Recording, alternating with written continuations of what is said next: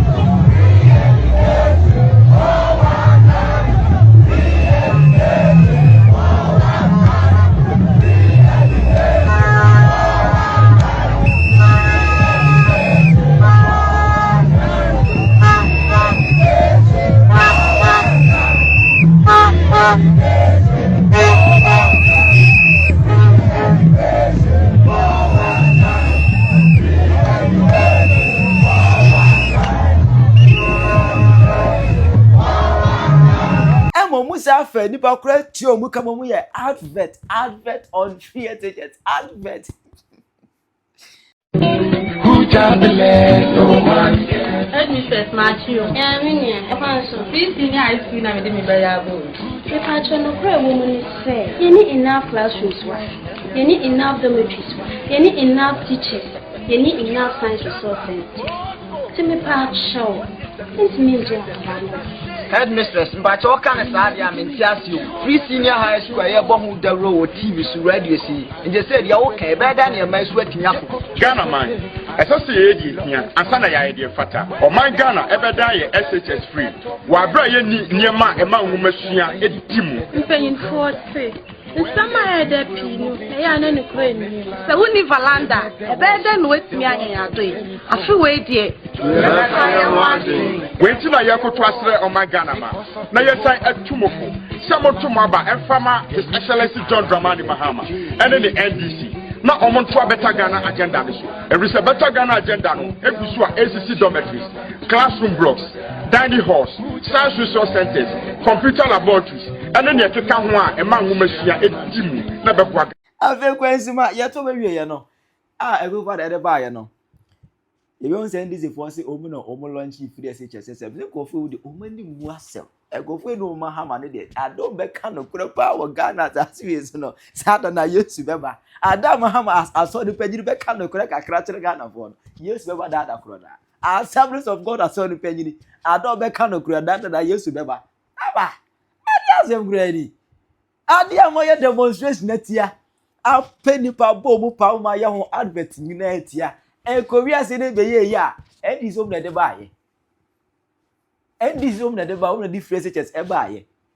No more for video, be nipa means a nipa 3.5 be a crook and tone trouble, baby. I'm Mahama cat a ye, I did be with your day. But home, maybe I say, how what trouble, my logic, yes, and glad you win us as the wound. We just our concert, the idea from my room, yet you chill out my Munya concert. What I say, now, free SHS right now. Little something like the buy, you know. I know, I did have a pempo, so I will do now. A year, Guanes, I say. JHS movie now, or mobile SS no. Set a school placement in iron. I be see one time, something which is there. How I say, Mamma phone this one will move because Obiti baby, our tamale, na school up placing to Accra. Accra near some day student or current. I bet yeah.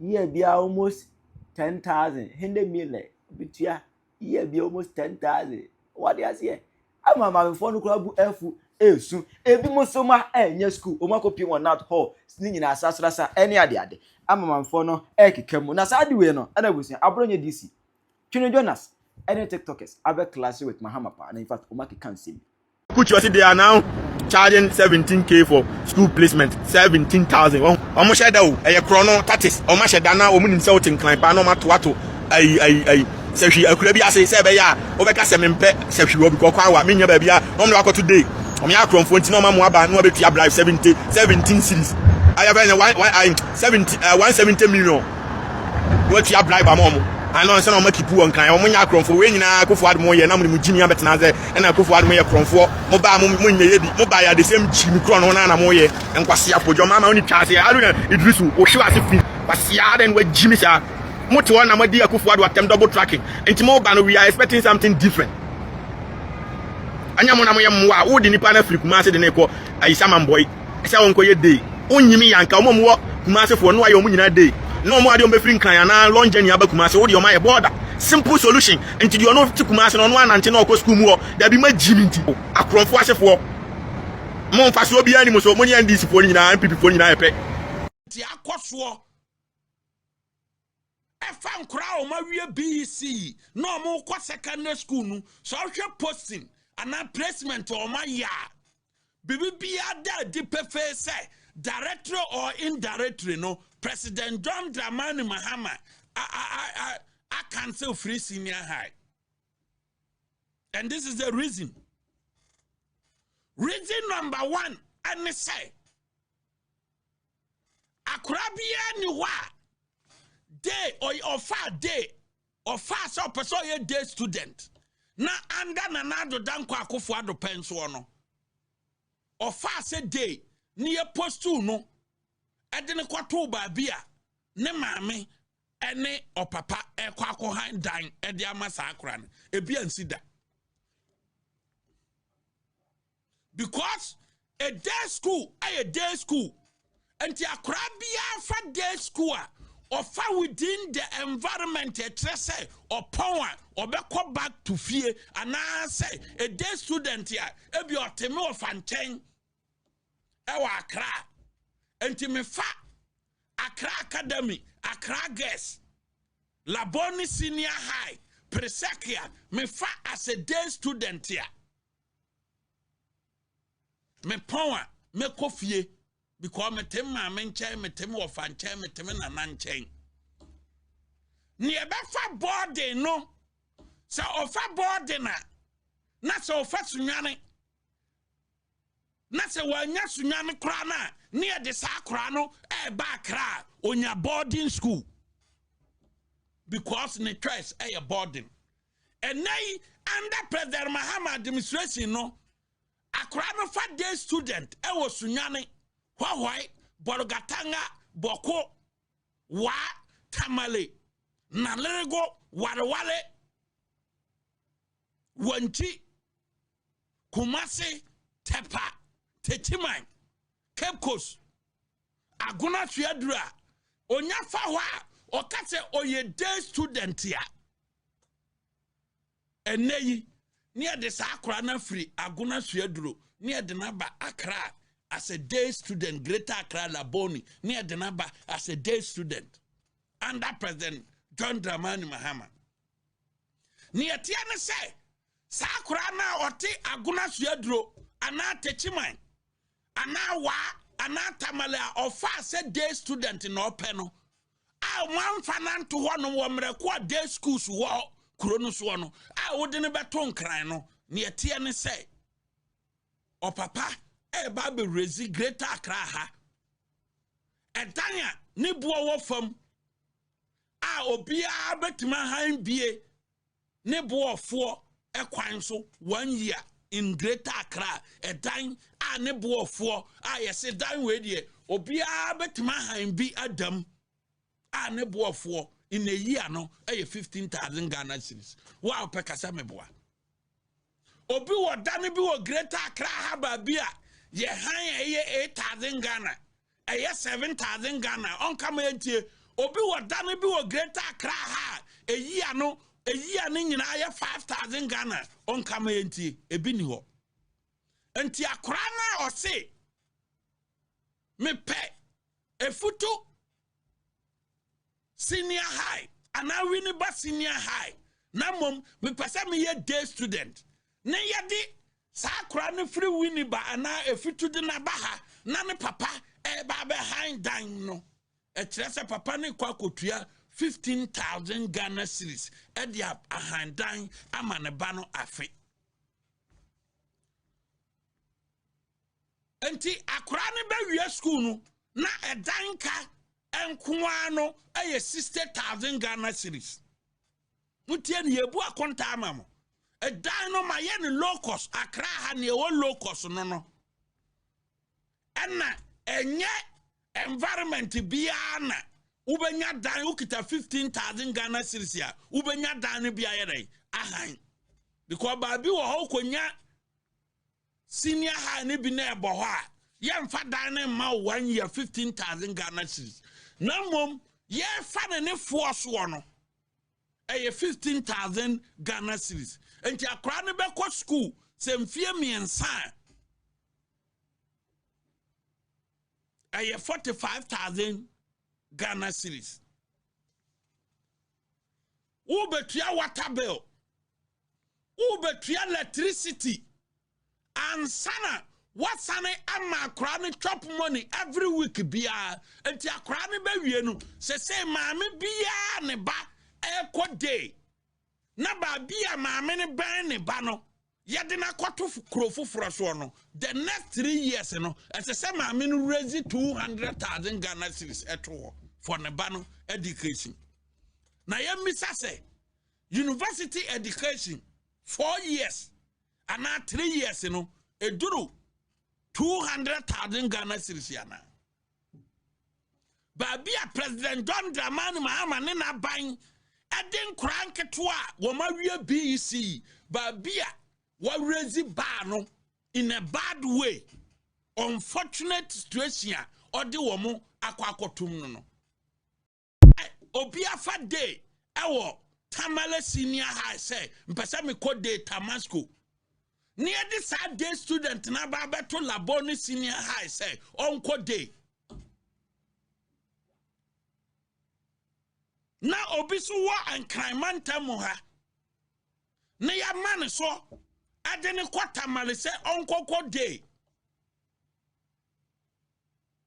enti etre say Baby biya obano apart from wa wunyane ne forso no but 65% enkra we enum nyina no ya postu o makọ babia emfa de se maamefo no ekokọ handan eneyi ne enti amoye ne saa ne se mo se mo baaye economy ne ye enti Ghana economy no mo ye ne yie enti obia Ghana ni bia osika enti se ne ba no enya day ewon kran ha mo baye mo atoto niama yie enti maamefo no ne papafo no ene wofafo no ene nananomfo no betima handan ama mo worth na yeden adam because ma ye economy ni yie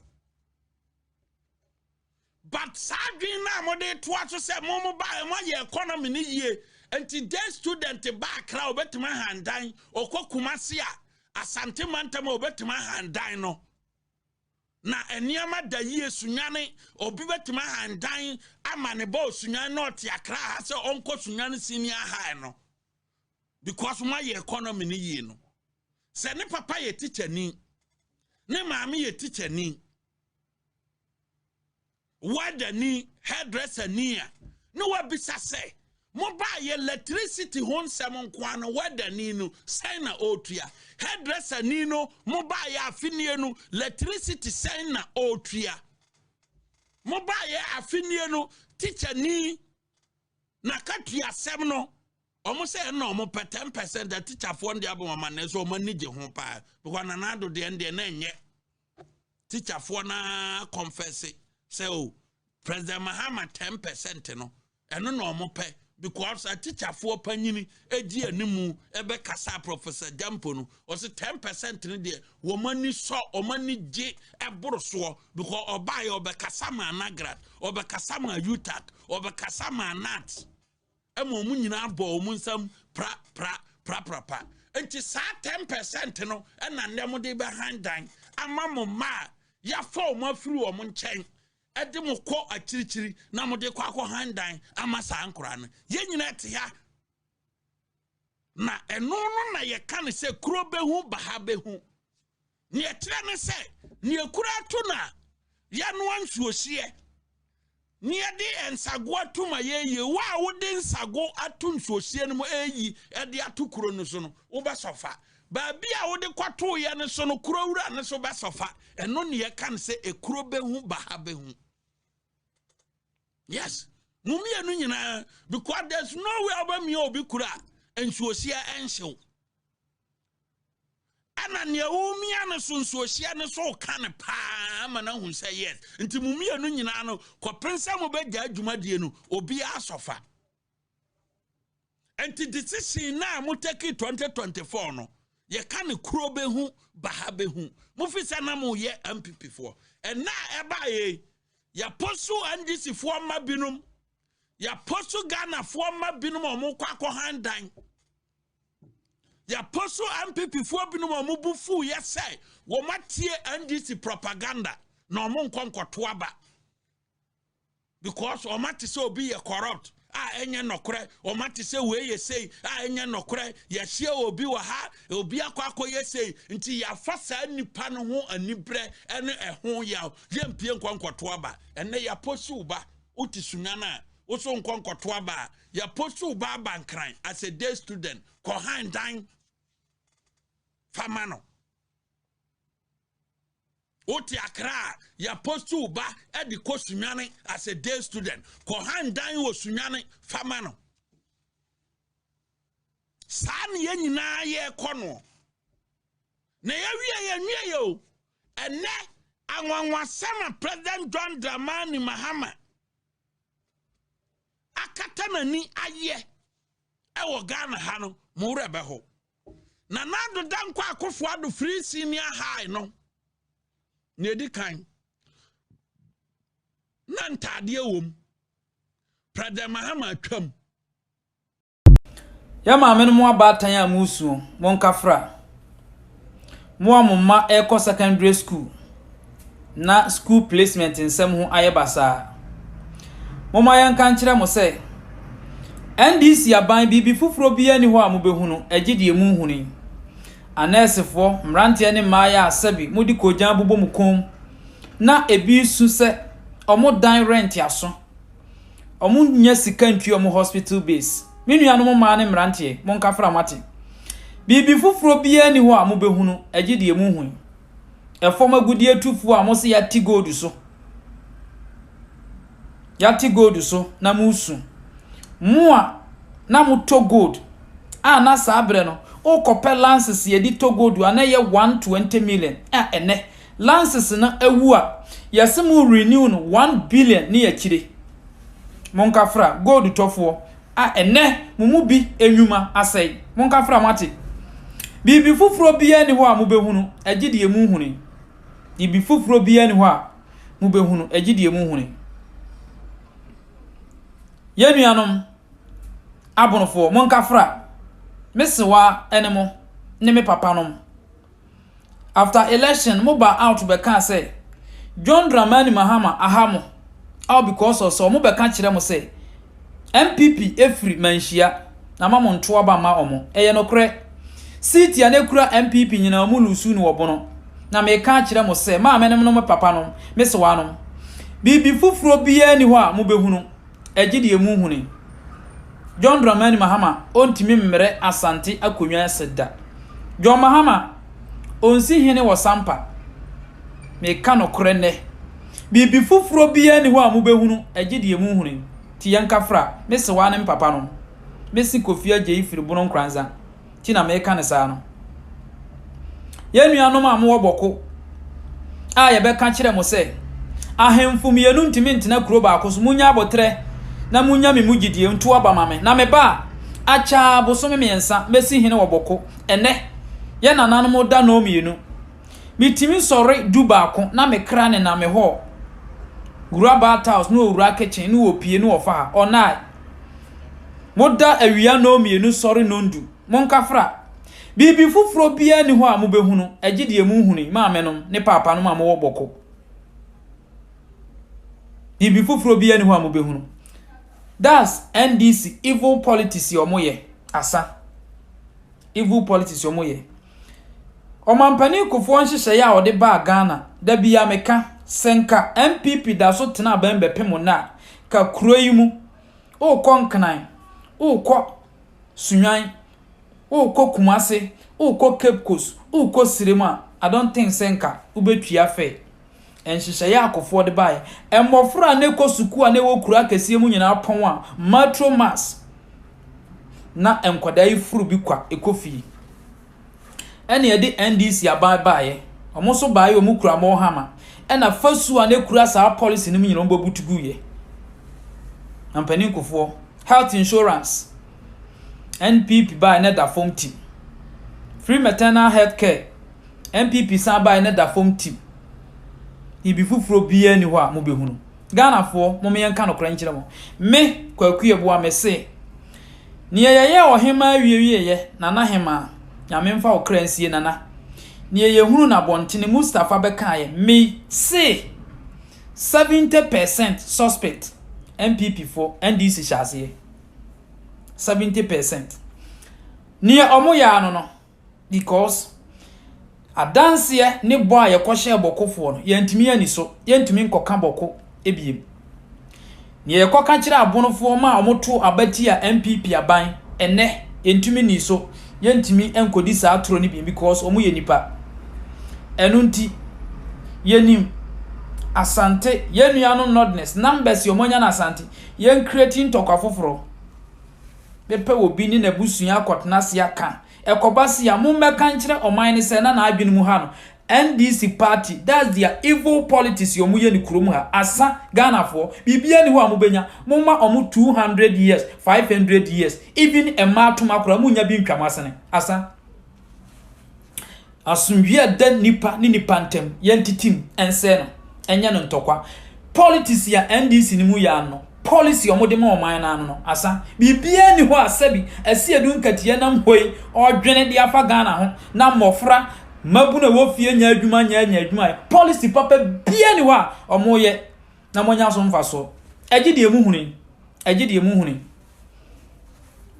wo na obe ko school anu wakrawo ebi kura taku sempoa onyama no akura ni didim prensa enemu hunu biem yes ye NDC be ka kire mu ni nyina ye nada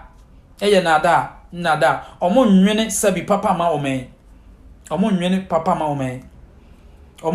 ma omen sadi ebinumo ba opon bibia no omo dwene sabi temamufuo ho no omu ni bi sa ideas ni ho sa nimdie ni ho yantiti ni pantem ko kankire bokofo ba omia na e provide mamprusifo tuo kumuo monto abamayen ye ba ye besi hene ba omia o providing crofo tuo no ye hu numbers of people ewuye na wono a obesi hene no ye hu nipa ewuye asa ibia ni ho biem etro ne nada si ye kasa binsem hu na to nipa tirim obekoso no sa bia ne ye kokasa ansem hu ni nyina ya ba bia ho kire wo omo ba so omo ntimi mu ankuta nkrofo no ye be konfante ya kodaada omo ye firi ha Monte ba omia vice na po akoka say o say yakufo ado aye adwuma chen kwa me nkonoma ye awurade adwuma nkunu ye mfantifo mu metie ye mfantifo mu wo hen asa ne damfantifo tirim o mawie oba aban mu abibia ni ho be yama NDC debi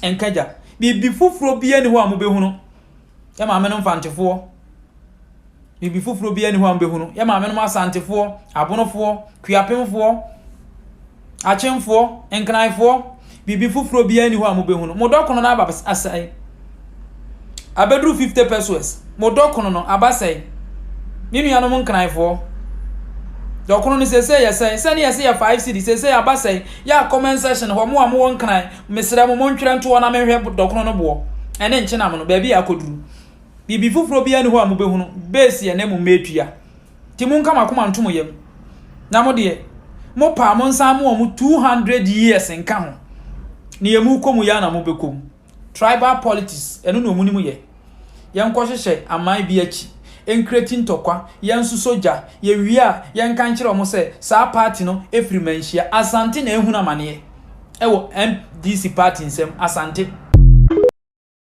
Kire wadwe mame e wo comment section aha Penyah Media